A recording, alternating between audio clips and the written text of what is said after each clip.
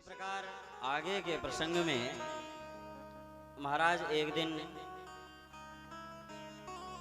लाला को मैया अपनी गोदी में लेकर स्तनपान करा रही थी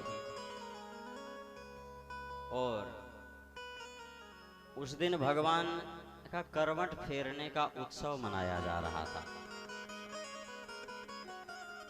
जब बड़े दिनों बाद किसी के बच्चा हो ना तो वह ऐसी खुशी मनाता है जैसी वो कभी कल्पना भी नहीं किया होगा। आज 80 वर्ष की आयु में नंद बाबा के यहाँ भगवान आए हैं, तो इसलिए भगवान यदि एक अपनी उंगली को भी हिला देते हैं तो उस उंगली हिलाने के उपलक्ष्य में भी बड़ा विशाल उत्सव मनाया जाता है। आज भगवान के करवट बदलने का उत्सव मनाया जा रहा था। तो कहते हैं कि माता यशोदा मैया अपने लाला को स्तनपान करा रही थी। स्तनपान कराने के बाद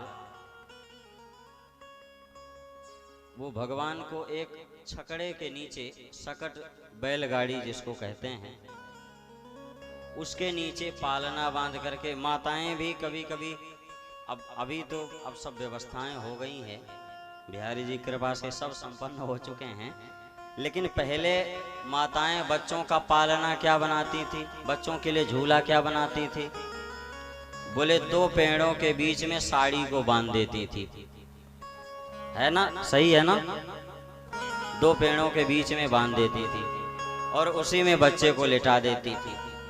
फिर अपना खेत का भी काम करती रहती थी और एक रस्सी लंबी सी बांध लेती थी। जब तक वह पालना झूलता था तब तक तो बच्चा शांत रहता था। जैसे ही रोने लग जाए तो महाराज वहीं अपने स्थान से ही रस्सी को थोड़ा सा खींच दें, सोई वो पालना झूलने लगता था। इसी प्रकार मैया ने भी सकट के नीचे, बैलगाड़ी के नीचे भगवान का पालना बनाया, वहीं पर भगवान को लेटाया और भगवान को मैया अपने से अलग करके लेटा करके घर के कामकाज में लग गई, सबके साथ उत्सव मनाने में लग गई। तो भगवान को यह बात थोड़ा जमी नहीं, तो भगवान रो रो करके, अपने बच्चे अपना पैर उछालते हैं कि नहीं उछालते हैं, हाथ कम पैर ज्यादा उछालते हैं छोटे बच्चे।